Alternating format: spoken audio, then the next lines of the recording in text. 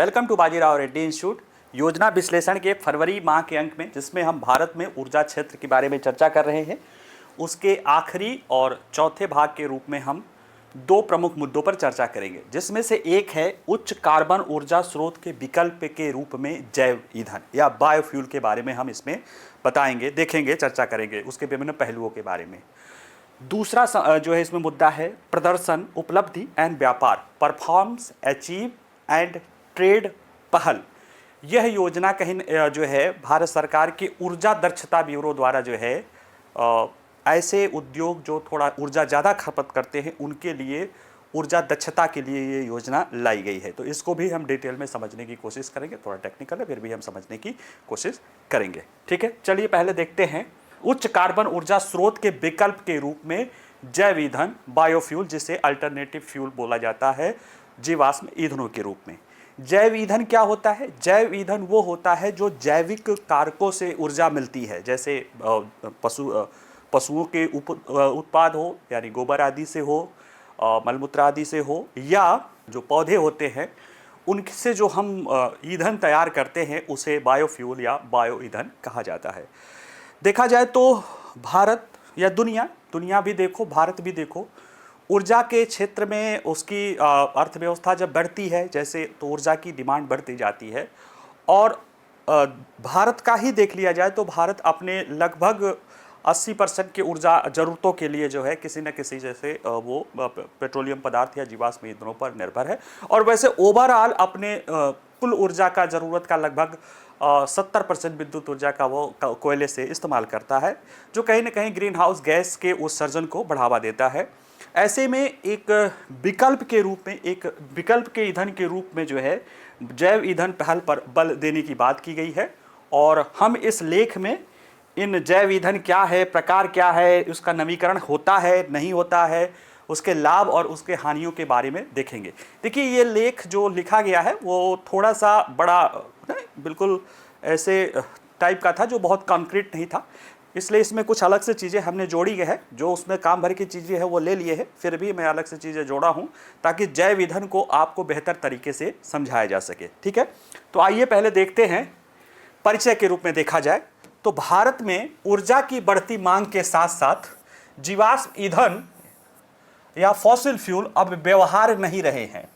अगर देखा जाए ना तो जीवाश्म ईंधन जो फॉसिल फ्यूल होते हैं ये भी एक तरह से बायोफ्यूल हो रहते हैं, लेकिन वो ऐसे बायोलॉजिकल पदार्थ जो कभी धरती के नीचे दब गए थे, वो उनका प्रक्रिया के द्वारा वो कोयला बन गए या पेट्रोलियम बन गए या गैस बन गए, वो फॉसिल फ्यूल के रूप में या जीवाश्म ईंधन के रूप में आए, यानी जीव के अंश के रूप में आते हैं। और ये जो जैव ईंधन है इसे हम डायरेक्ट अपने सामने ही जो है चेंज करके करते हैं। ठीक है, तो दोनों हाइड्रोकार्बन है, जो दोनों में कार्बन और हाइड्रोजन है, लेकिन एक फॉसिल के रूप में धरती में दबा है तब है, और एक जो है जो वर्तमान हम जैव पदार्थ या उसमें जीवों से या वनस्पतियों से जो प्राप्त करते हैं उसका जब हम ईंधन के रूप में इस्तेमाल करते हैं, जिसका सबसे अगर बिल्कुल प्रचलित उदाहरण जो हर कोई जानता है, तो लकड़ी जो जलाते हैं वो बायोफ्यूल के रूप में होता है, लेकिन उसमें हम और ज़्यादा भी आगे चीज़ें देखते हैं। नवीकरण ऊर्जा स्रोतों के रूप में देखा जाए जैसे पवन है, सौर है, बायोमास आधारित जैव ईंधन है, इनका महत्व अब हम बढ़ता जा रहा है। जैव ईंधन पर राष्ट्रीय नीति 2018 का उद्देश्य है जैव ईंधन उत्पादन को बढ़ावा देना है और सतत ऊर्जा सुरक्षा सुनिश्चित करना शामिल होता है। देखा जाए तो भारत में जो ऊर्जा की बढ़ती मांग है उसको जीवाश्म ईंधन से पूरा करना संभव नहीं है। करने को तो हम कर सकते हैं, उत्पादक हैं, लेकिन वो फिर जो हमारा एक और लक्ष्य है, हमने जो 2070 तक नेट जीरो रख रखा है, या जो प्रधानमंत्री ने पंचामृत रख लिया है, जिसमें 2030 तक हम अपने एनर्जी इंटेंसिटी को 45% तक लाना है, कम करना है, हम अपने 500 गीगावाट नवीकरण ऊर्जा अपनाना है, जो 1 अरब टन का हमें उत्सर्जन कम, कार्बन डाइऑक्साइड का उत्सर्जन कम करना है, फिर वो सब लक्ष्य प्राप्त नहीं किए जा सकते हैं। ऐसे में भारत में ऊर्जा की बढ़ती मांग को जीवाश्म ईंधन से पूरा करना जो है संभव नहीं है, और एक विकासशील देश होने के नाते भारत ऊर्जा असुरक्षा, जलवायु परिवर्तन, जनसंख्या वृद्धि और गरीबी जैसे चुनौतियों का सामना कर रहा है। अधिक ऊर्जा उत्पादन की आवश्यकता को पूरा करने के लिए जैव ईंधन एक आदर्श विकल्प हो सकता है, और ये ऊर्जा का विकल्प तो है ही है, ये इन चीज़ों पर भी राहत बचा सकता है, वो जलवायु परिवर्तन में भी मदद कर सकता है, वो गरीबी जैसे चुनौतियों के लिए भी ये मददगार साबित हो सकता है। अभी देखेंगे कैसे हो सकता है, उसको हम समझने की कोशिश करेंगे। भारत में जैव ईंधन की पहल देखा जाए तो जैव ईंधन की पहल 2003 से भी शुरू हो गई थी, जब 2003 में जैव ईंधन पहल शुरू किया था।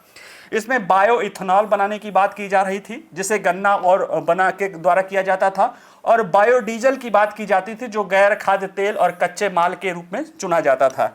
बायोडीजल में जैसे जेट्रोफा या रतन जोत का R&D का तेल जो है उसका इस्तेमाल करते थे, या ऐसे वनस्पति ऑयल जिनका उपयोग हो जाता है होटलों आदि में, जब एक बार इस्तेमाल हो जाता है तो वनस्पति तेल वो खाने लायक नहीं होता है।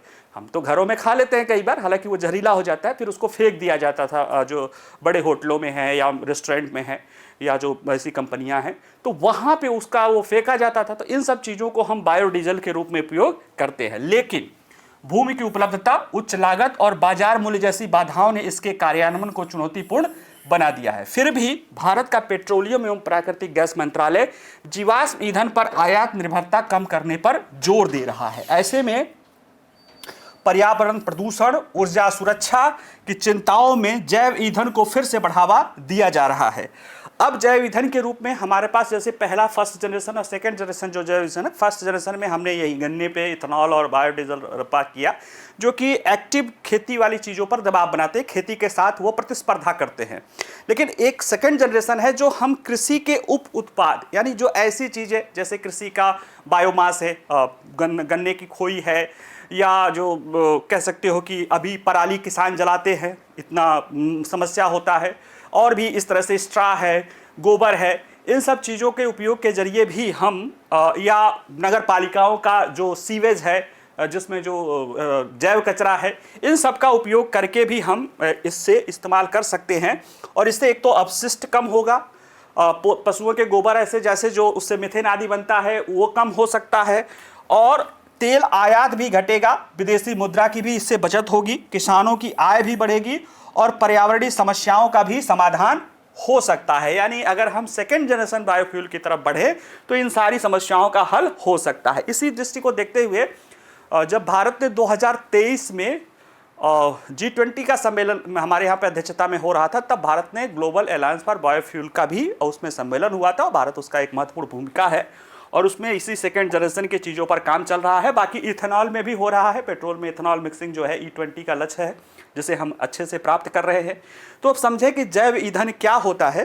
तो देखिए, जैव ईंधन ऊर्जा का एक स्रोत है जो पौधे और पशु पदार्थों जैसे कार्बनिक पदार्थों से प्राप्त होता है। इसमें जो हाइड्रोकार्बन होता है उसी से ये प्राप्त होता है, वही जब ऑक्सीजन के साथ जलता है तो ऊर्जा या उष्मा देता है। ऊर्जा का यह रूप बायोमास को बायोडीजल या इथेनॉल जैसे तरल ईंधन के रूप में परिवर्तित किया जा सकता है। बायोडीजल, इथेनॉल और बायोगैस भी, ये भी याद करिएगा, बायोगैस, बायोडीजल, एथेनॉल और बायोगैस जैसे तरल ईंधन के रूप में इसे परिवर्तित किया जा सकता है। और यह हरित ऊर्जा प्रणालियों की ओर एक संक्रमण में एक महत्वपूर्ण भूमिका निभाता है, क्योंकि यह जीवाश्म ईंधन के लिए एक अधिक टिकाऊ विकल्प हो सकता है। कैसे हो सकता है? क्योंकि यह भी हाइड्रोकार्बन है और जो जीवाश्म ईंधन है वो भी हाइड्रोकार्बन है। तो क्या इसके जलाने से ग्रीन हाउस गैस उत्सर्जन नहीं होगा, या क्या ये नवीकरण ऊर्जा का स्रोत है? ये भी प्रश्न आता है ना दिमाग में कि यार बायोडीजल तो वो भी है या बायो है, लेकिन वो भी अगर या बायोगैस वो भी CNG है, इथेनॉल है वो भी अल्कोहल है, तो उसके जलाने से तो कार्बन डाई निकलेगा, लेकिन उतना नहीं निकलेगा जितना हम फॉसिल फ्यूल के जलाने से करते हैं। देखा जाए तो ईंधन के प्रमुख लाभों में से एक है कि ये पारंपरिक जीवाश्म ईंधन की तुलना में उनकी कार्बन तीव्रता कम है।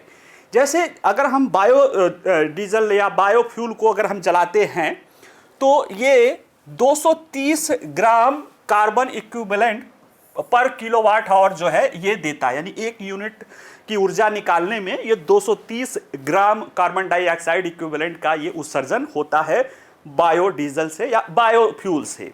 ठीक है, उसमें बायोगैस, बायोइथेनॉल, बायोफ्यूल से होता है। अब इसकी तुलना अगर हम फॉसिल फ्यूल से या जीवाश्म ईंधन परंपरागत ईंधन से करें तो कोयले का होता है 820 ग्राम और जो पेट्रोलियम होता है वो है 650 ग्राम। यानी कि पेट्रोलियम के तुलना में 1/3 और कोयले की तुलना में लगभग जो है 1/4, यानी एक तरह से आप कह सकते हो उतना कम उत्सर्जन इससे होता है। यानी कि हर किलोवाट आवर में अगर तेल एक पेट्रोलियम से कर रहे हो तो 650 आएगा, इसमें 230, यानी लगभग 1/3 ही उत्सर्जन पे आपको वो काम ऊर्जा मिल जाएगी। और अगर हम पवन सौर परमाणु करें तो उनका तो बहुत ही कम है, तो वो तो छोड़ दिया जाए। तो ऐसे में हमारे पास क्या है कि इन पवन के साथ, सौर के साथ और परमाणु ऊर्जा के विकल्पों के साथ, इनके साथ ट्रांजिशन या मिश्रण के रूप में, मिक्सिंग के रूप में हम इस ईंधन के विकल्प के रूप में इसका इस्तेमाल कर सकते हैं। इसके जलाने से भी, बायोफ्यूल के भी जलाने से कार्बन डाइऑक्साइड का इमिशन होगा, अच्छा खासा होगा, ये नहीं कि कम होगा। देखिए 220 होगा। और इधर आप देखेंगे जो है सोलर का आप आ रहा है 11 ग्राम आ रहा है, पवन का 11 ग्राम आ रहा है, सोलर का 45 ग्राम आ रहा है, परमाणु का 12 ग्राम आ रहा है। तो सर कहेंगे कि सर सोलर और बायो में जो उस प्लांट को लगाने का खर्चा आ जाता है, जो प्लांट के लगाने के दौरान जो इक्विवेलेंट निकलता है उसकी वजह से होता है, ठीक है, उससे नहीं होता है। तो अब यह है कि 230 ग्राम तो है, पहले से बेहतर है, लेकिन है। अब एक है कि भाई हम इसको मिश्र करके करें तो ये हमारे उस परंपरागत ईंधन का विकल्प भी बन सकता है। और दूसरा है कि अगर इसको हम रेजिड्यू जैसे पदार्थों से ले, जैसे लकड़ी सड़ रही है या धान की पराली जला के प्रदूषण हो रहा है, नहीं भी जलाएंगे तो सड़ेगा, तो मीथेन आदि बनेगा। अब अगर हम उसको कन्वर्ट कर ले, गोबर आदि है, सड़ता है, जो है मीथेन बनता है, हम अगर उसको गोबर गैस बना के इस्तेमाल कर ले तो वो खाद भी बेहतर हो सकता है। और वो मीथेन जो वैसे भी पर्यावरण में जाता, ज़्यादा ग्रीन हाउस गैस इफेक्ट करता, वो सही ढंग से जल जाएगा और कार्बन डाइऑक्साइड निकलेगा, जो कि उस मीथेन की अपेक्षा पर जो है ग्राम कम उस जो है ग्रीन हाउस गैस इफेक्ट कर रहा।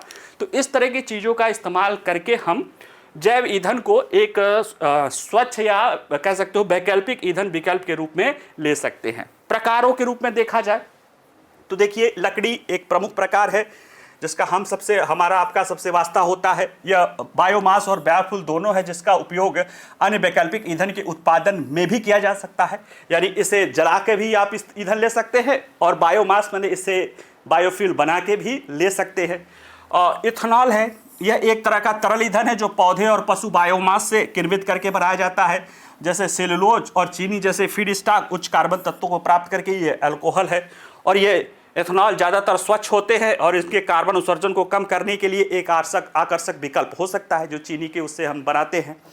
लेकिन हाँ, इसके जरिए जो है किसानों को एडिशनल आय मिलती है, लेकिन इसकी समस्या ये है कि गन्ना जो है या मक्का जो भी है, यह आपको कृषि पर दबाव बनाता है, वाटर को दबाव बनाता है, तो इससे बचने की कोशिश की जानी चाहिए। ब्राज़ील आजिल में, दुनिया में और देशों में तो इसी तरह की चीज़ें हैं, लेकिन ये एक इसकी आप इसको कह सकते हैं कि ये इथेनॉल की जो गन्ने से इथेनॉल बनाने की या फर्स्ट जनरेशन जो इथेनॉल बनाने की उसकी एक कमी के रूप में आता है कि ये एग्रीकल्चर पे दबाव बनाता है। भारत जैसे देशों में जहाँ पे इतनी बड़ी जनसंख्या को खिलाना है, वहाँ पे ये एक प्रतिस्पर्धी के रूप में खाद्य के सामने उपस्थित हो जाता है। तो ऑब्वियस है इसकी कीमतें ज़्यादा हो सकती है, तो जो गाड़ी रखे हैं वो इसकी कीमत ज़्यादा चुका सकते हैं, लेकिन कोई गरीब आदमी उतना भूखा होगा लेकिन उसको पैसा नहीं होगा।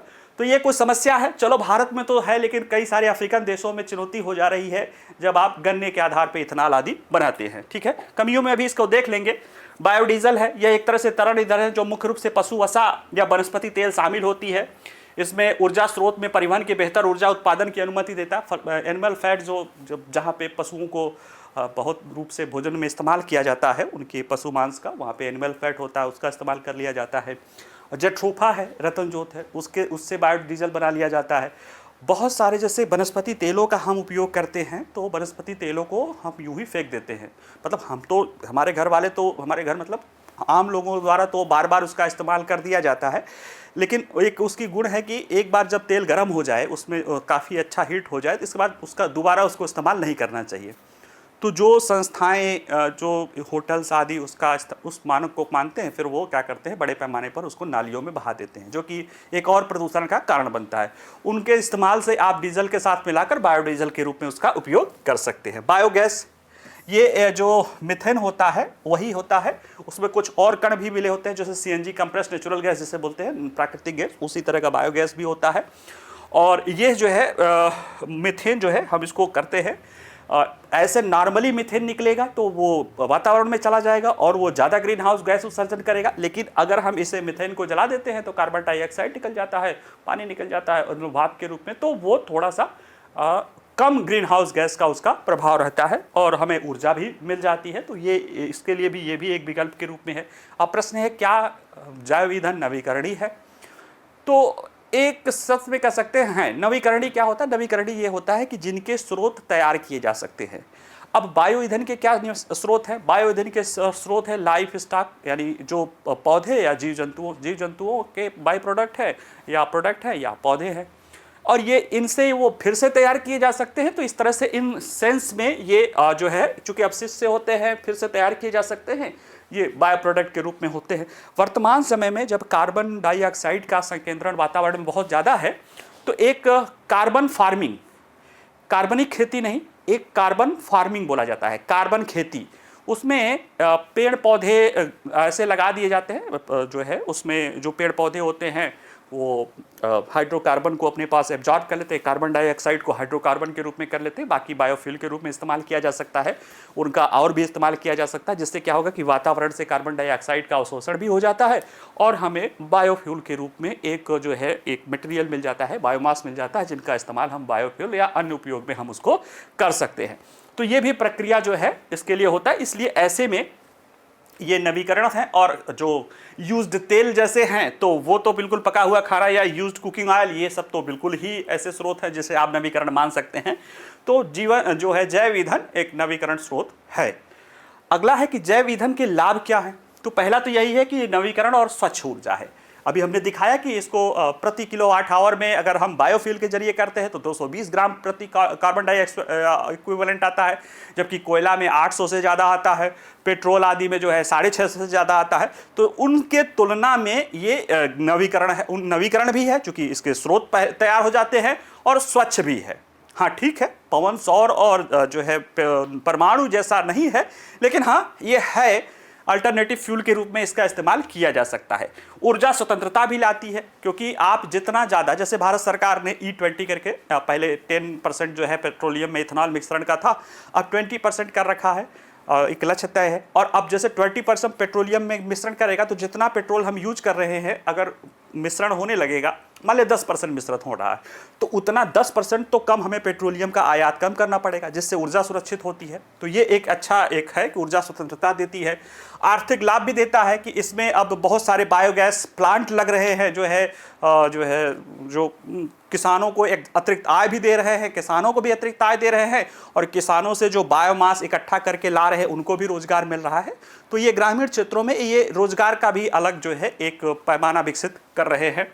अपशिष्ट में भी कमी हो रही है, जैव ईंधन के रूप में अपशिष्ट का इस्तेमाल कर लिया जाता है तो लैंडफिल में भरे जाने वाले कचरे कम हो जाते हैं, पर्यावरण प्रदूषण से राहत हो रही है। और ख़ास तौर से जो नगर पालिकाएँ हैं वहाँ पे जो स्मार्ट सिटीज़ प्रोडक्ट है, वहाँ पे इसी तरह के जो कचरे हैं, बायो कचरा है, उसको जैव ईंधन के रूप में इस्तेमाल करने के लिए भी जो है विकल्प के रूप में कई सारे प्रोजेक्ट चलाए जा रहे हैं। तो ये कुछ लाभ है, लेकिन ऐसा नहीं है कि यहाँ पे सारे लाभ हैं, कमियाँ भी है। कमियाँ ये है कि इसकी उत्पादन लागत उच्च है, जिसके कारण वो अभी भी जीवाश्म ईंधनों के साथ कंपटीशन नहीं कर पा रही है।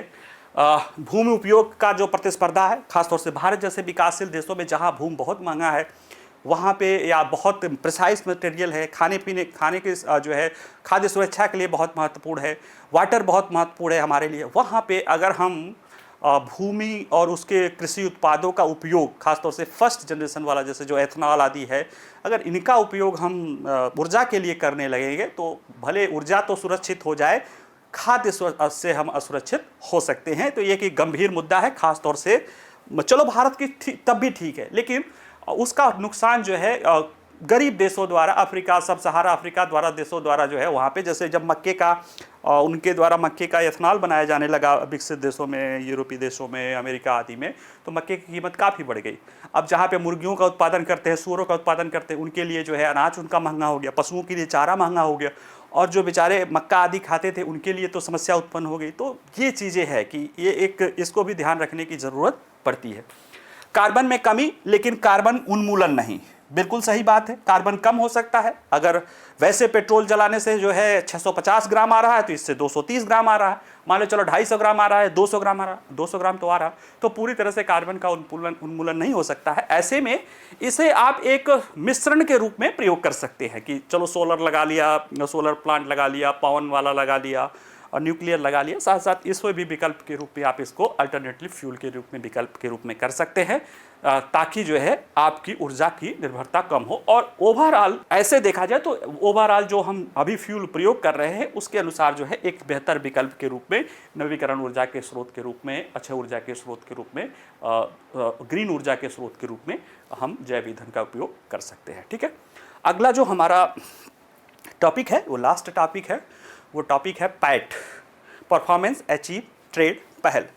देखिए भारत में जैसे हमने अब तो इतने भारत में ऊर्जा करके इतने सारे टॉपिकों में हमने देख लिया कि जैसे देश विकसित हो रहा है, जैसे उद्योगों का विकास हो रहा है, जैसे आर्थिक विकास हो रहा है, वैसे वैसे जो है हमें ऊर्जा की मांग बढ़ेगी। वैसे भी एक मैं उदाहरण बताता हूँ कि जब आप कोई आदमी सामान्य एक्टिविटी करता है, सामान्य फिजिकल एक्टिविटी करता है, तब उसको जो भूख लगती है, और कोई आदमी जो हैवी एक्सरसाइज करता हो, एथलीट्स हो, उसको जो भूख लगती है, तो दोनों में बहुत अंतर है। ठीक है, तो अब वही है कि भारत इस समय G20 देशों में, या जो बड़े देश हैं उनमें से सबसे तेज से विकसित हो रहा है, और ये लगातार हम 20, 25, 30 साल तक हमको तेज़ी से विकसित होना है। तो ऐसे में हमको भूख तो लगेगी, यानी हमें ऊर्जा की तो ज़रूरत रहेगी। इसीलिए है कि अगले 2030 तक ही हमारी ऊर्जा की मांग डबल हो जाएगी। अभी जो 500 गीगावाट क्षमता के आसपास है, हम 1000 गीगावाट क्षमता को हमको, यानी लगभग दुगना नहीं बल्कि दुगना हम जो है हमारा ऊर्जा की ज़रूरत पड़ेगी। क्यों पड़ेगी? क्योंकि तब तक अर्थव्यवस्था हमारी दुगनी हो जाएगी। तो जब अर्थव्यवस्था बढ़नी होगी तो जाहिर सी बात है काम ज़्यादा करना पड़ेगा अर्थव्यवस्था को, तो भोजन भी ज़्यादा या ऊर्जा भी ज़्यादा चाहिए, वो तो ठीक है। अब आप भोजन, जैसे मैंने पहले शुरुआत में बताया था, इसको जब पार्ट ये शुरू कर रहा था इकोनॉमिक्स जो है इंडिया योजना का, तब मैंने बताया था कि अब आप अपनी भूख को या तो जंक फूड से कर सकते हैं, जो अब तक हम करते हैं। जंक फूड मतलब आप इस तरह से मान लीजिए कि ऊर्जा के वो स्रोत जैसे कोयला है, या जिसको आप अब लोग तो कहते हैं डर्टी स्रोत, लेकिन हमारे लिए तो भैया वही है, नहीं तो मर जाते बिजली भी गर्मी में पिछले सालों। हमारे लिए मतलब पूरे भारत के लिए 70% बिजली अभी कोयले से आती है। तो कोयला है, पेट्रोलियम है, CNG है, या जो बायोगैस LPG है, LNG है, ये सारे जो है ये आप एक तरह से जंक फूड मान लीजिए। ये भी आपकी ऊर्जा को पूरा कर देंगे, जल्दी पूरा कर देंगे, लेकिन आपके शरीर को, आपके स्वास्थ्य को खराब कर देंगे। तो बेहतर है कि ठीक ठाक हम भोजन करें, और कोशिश यही है, इसीलिए कि भले हमारा ऊर्जा क्षमता अभी 500 के गीगावाट के आसपास है, जिसमें से हमने लगभग 200 गीगावाट से ज़्यादा हमने रिन्यूएबल कर लिया है। हमें ये है कि 2030 तक हमारा 1000 गीगावाट या जो है हमारा ऊर्जा की डिमांड होगी, तो उसमें हमने तय कर रखा है कि हम 500 गीगावाट हम नवीकरणीय ऊर्जा के स्रोत से लाएंगे, वैकल्पिक ऊर्जा के स्रोत से लाएंगे। तो हमने तय कर रखा है। ऐसा नहीं कि हम कोशिश करेंगे कि अगर हमारी ऊर्जा की मांग बढ़ रही है तो हमारी जो नवीकरण ऊर्जा का भी चीज़ें बढ़े, ताकि हम कोशिश करेंगे और 70 तक हम नेट ज़ीरो पर जाएंगे। तो विकासशील देश हैं, हमें विकास को भी देखना है, हमें अपनी जेब को भी देखना है, हमें अपने लोगों के भोजन को भी देखना है। तो ऐसे में ऊर्जा की मांग बढ़ेगी, उससे आप रोक नहीं पाएंगे। नवीकरण ऊर्जा आप अपनाएंगे, लेकिन कुछ ऐसे क्षेत्र हैं जो कि ऊर्जा में वो बहुत ज़्यादा उनको दक्षता, वो बहुत ज़्यादा उद्योग, खासतौर से उद्योग जैसे ऐसे क्षेत्र हैं जो वो बहुत ज़्यादा ऊर्जा का उपयोग करते हैं, जैसे इस्पात है, जैसे सीमेंट है, जैसे कि रिफाइनरी है, रेलवे है।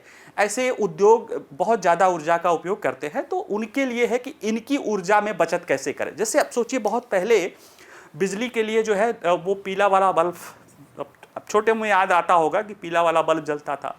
फिर आया ट्यूबलाइट तो खैर अभी भी है। फिर CFL आया, 40 वाट का लेता था। अब जो है LED आ गया, 8 वाट 10 वाट में ही उतनी एनर्जी दे रहा है, तो कहीं ना कहीं और बेहतर एनर्जी दे रहा है। तो ये इस तरह का कि ऐसा नहीं है कि हमें क्षमता घटानी पड़ेगी, हम गुणवत्ता बढ़ाते हुए भी ऊर्जा की ज़रूरतों को कम कर सकते हैं। ये काम करता है ब्यूरो ऑफ एनर्जी एफिशिएंसी, ऊर्जा मंत्रालय का।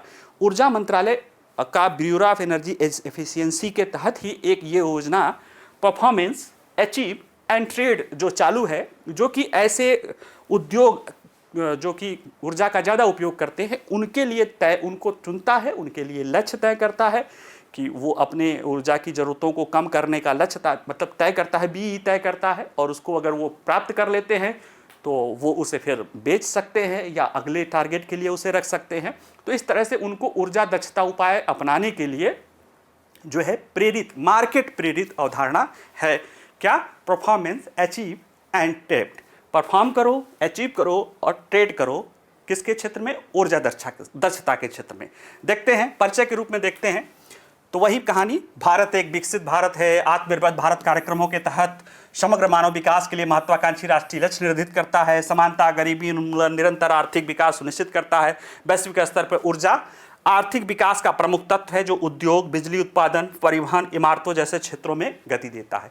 लेकिन ऊर्जा के जो विकल्प हैं वो जीवाश्म ईंधन से तो हो जाता था, लेकिन अब ऊर्जा की बढ़ती मांग, जलवायु परिवर्तन, प्रदूषण जैसे चुनौतियों के कारण सौर, पवन, जल और परमाणु ऊर्जा की रुझान बढ़ रहा है। भारत ने 200 गीगावाट से अधिक अक्षय ऊर्जा क्षमता 214 गीगावाट है, जो कि पढ़ा चुका हूं, तो आप लोग जान ही रहे हैं, जो कि हमारे कुल क्षमता का 46% से ज़्यादा है। जलवायु प्रतिबद्धताओं के तहत भारत ने 2030 तक जैव तीव्रता में 45% कमी लाने की बात की, ऊर्जा तीव्रता में 45% की कमी लानी और 2070 तक निवल शून्य उत्सर्जन का लक्ष्य रखा है। बताया है, फिर बता देता हूँ। ऊर्जा तीव्रता ये होता है जैसे कि अभी हम कोई जीडीपी बना रहे हैं, कोई अब मान लीजिए एक पेन बना रहे हैं, जीडीपी क्या है, वस्तुओं और सेवाओं का उत्पादन। तो मान लीजिए ये पेन बनाने में 10 यूनिट बिजली लग रही है, ठीक है। अब हम इसको एनर्जी, अब अगर हम इसे 10 यूनिट के जगह 5.5 या 5 यूनिट में कर लें, कि अब हम कुछ ऐसी तकनीक अपना लें, ऐसे प्रौद्योगिकी अपनाएं या स्केल ऑफ इकॉनमी या नए नए जो है टेक्नोलॉजी का इस्तेमाल करके इसी पेन को अगर हम 5 यूनिट बिजली में बना लें तो हमने इसकी ऊर्जा तीव्रता को घटा दिया, पर इकाई पर जो है यूनिट हमने घटा दिया, और हमने 50% एनर्जी की एफिशिएंसी। तो हमने 2030 तक हमने लक्ष्य रखा कि हम अपनी ऊर्जा तीव्रता को 45% कम करेंगे, यानी कि जीडीपी में उतना ही या उससे जैसे जीडीपी के कम ऊर्जा पे हम बनाने की काम करेंगे।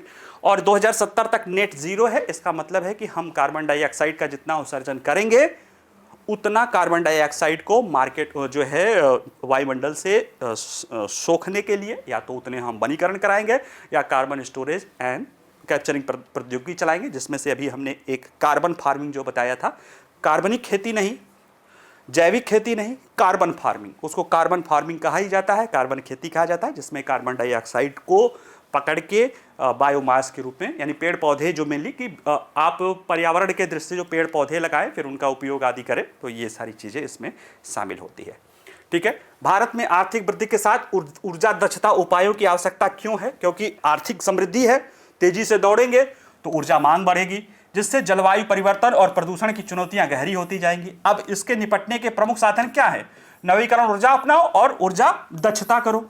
जैसे उदाहरण देखते हैं, पहले आप 5 लोग थे या 4 लोग थे, 4 लोग जो है कार से ऑफिस जाते थे, तो पहले लोग जो है डीजल कार से जाते थे, तो फिर उन्होंने कहा नहीं डीजल कार ठीक नहीं है, ऐसा करते हैं पेट्रोल कार ले लेते हैं, तो ठीक है, थोड़ा ऊर्जा उत्सर्जन बचा। फिर हुआ नहीं पेट्रोल नहीं सीएनजी ले लेते हैं, चारों अपना अलग अलग सीएनजी से जाने लगे। फिर कहा यार अब सीएनजी से है तो चलो कम हो गया। फिर आया कि चलो ईवी ले लेते हैं, तो चारों ने ईवी ले लिया, तो एक फॉर्म कम हुआ, ईंधन को ट्रांजिशन किया। फिर बाद में इन्होंने सोचा कि यार ये तो नवीकरण ऊर्जा आ गया, कहाँ डीजल से आपने ऊर्जा को बदला। लेकिन ये सोचे, फिर दिमाग लगा यार हाँ ऐसा क्यों ना करें, एक ही जगह जाना है, चारों लोग मिलकर एक कार से चले जाएं। तो फिर एक कार से जब कार पूलिंग या कार शेयरिंग जाने लगे तो ऊर्जा भी बच गई। पहले भी बचा सकते थे, लेकिन ये अंतर बताने के लिए कह रहा हूं कि ट्रांजिशन ये होता है कि ऐसे लेस कार्बन इमिटर जो है ईंधनों का उपयोग करना है, और एनर्जी एफिशिएंसी में क्या होता है कि उसी सेम काम को कम ऊर्जा पर और कम ऊर्जा खपत पे आपको करना है। तो ये दोनों विकल्प हो सकते हैं। ऊर्जा दक्षता से जैसे देखिए तात्पर्य है कि ऊर्जा उपयोग की दक्षता को लगातार मापा जाए, ऊर्जा की बर्बादी को कम करने के लिए प्रभावी उपाय किए जाने की आवश्यकता है। और हमारा जो ऊर्जा संरक्षण अधिनियम 2022 है, ये ऊर्जा गहन क्षेत्रों में, यानी वो क्षेत्र जो ज्यादा ऊर्जा की खपत करते हैं, उसमें ऊर्जा दक्षता उपाय को लागू करने का कानूनी ढांचा जो है प्रदान करता है। और इसको लेकर अगर हम देखें तो जैसे हमने बताया था उदाहरण कि एलईडी है, सीएफएल है, ये जैसे ऊर्जा कुशल तकनीकों ने घरेलू बिजली में जो है कार्बन डाइऑक्साइड उत्सर्जन में कमी लाया और उपभोक्ताओं को लाभ भी हुआ, उत्सर्जन भी कम हो गया। कहाँ 100 वाट से आप एक कमरे में 100 वाट का बल्ब लगाते थे, 10 घंटे चला दिए 1 यूनिट बिजली आ गया। उसके लिए जो बिजली का उत्पादन हुआ वो तो अलग, जो कार्बन डाइऑक्साइड का निकला वो तो अलग निकला, यानी अब देखा जाए तो 820 ग्राम आपने कार्बन डाइऑक्साइड निकाल दिया। अब आप क्या कर रहे हैं कि हम उसके जगह एलईडी 8 बल्ब का जला दे रहे हैं, तो 8 उसमें जो है 10 वाट का एलईडी जलाएंगे तो 10 घंटे में 100 वाट जलेगा, यानी कि 100 घंटे जलाएंगे तब चलेगा। तो आप सेम अगर उसी ऊर्जा का प्रयोग करके, जैसे जो भी कोयला से चल रहा है तो कोयला वाली ही बिजली अगर प्रयोग करेंगे, तब भी आपने अपने ऊर्जा को 1/10 कर लिया। तो अब जाहिर सी बात है, बिल भी बचेगा, कार्बन डाइऑक्साइड का उत्सर्जन भी कम होगा, ठीक है। और अगर उसको नवीकरण कर दिया, जो है नॉन फॉसिल फ्यूल कर लिया, तब तो बहुत अच्छी बात है। तो ये सारी चीजें की गई। अब अगर देखा जाए, चलो घरेलू स्तर पे तो ऊर्जा दक्षता ब्यूरो के वो सारे काम जो है बढ़िया है। आप एलईडी पे देखते होंगे ऊर्जा दक्षता ब्यूरो या बीईई लिखा रहता है, ठीक है। उद्योग क्षेत्र हमारे ऊर्जा की जरूरतों का एक बड़ा हिस्सा बनाता है, और उसमें कई ऐसे ऊर्जा क्षेत्र उद्योग हैं जो बहुत ऊर्जा गहन है, जैसे इस्पात है, उर्वरक है, सीमेंट है, कपड़ा है, एल्युमिनियम उद्योग है, रेलवे है, रिफाइनरीज है। ऐसे बहुत ऊर्जा गहन क्षेत्र हैं, इनको ऊर्जा की बहुत ज़रूरत पड़ती है। तो इनके लिए जो है ऊर्जा दक्षता इनके लिए बहुत ज़रूरी हो जाती है, क्योंकि इनके द्वारा ज़्यादातर कई बार जीवाश्म ईंधनों का ही प्रयोग किया जाता है, क्योंकि वो सस्ता पड़ता है।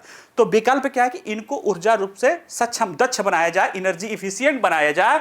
और इसके लिए ये योजना एक लाई गई थी, वो योजना है प्रदर्शन, उपलब्धि और व्यापार, परफॉर्मेंस, अचीव एंड ट्रेड।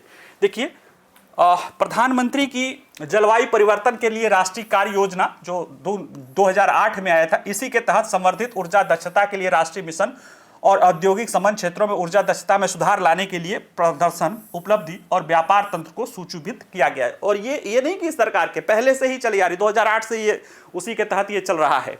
इसमें जो है पैड जो है यानी परफॉर्मेंस, अचीव एंड ट्रेड, प्रदर्शन, उपलब्धि और व्यापार जो योजना है, ये ऊर्जा गहन उद्योगों में विशिष्ट ऊर्जा खपत को कम करने के लिए एक नियामक साधन है, एक रेगुलेटरी साधन है, जिसके साथ एक संबद्ध बाजार आधारित तंत्र है। बाजार आधारित तंत्र क्या है कि आपको एक लक्ष्य दिया गया, उस लक्ष्य को आपने बेहतर कर लिया तो आपको अचीवमेंट मिला, प्रमाण पत्र मिला।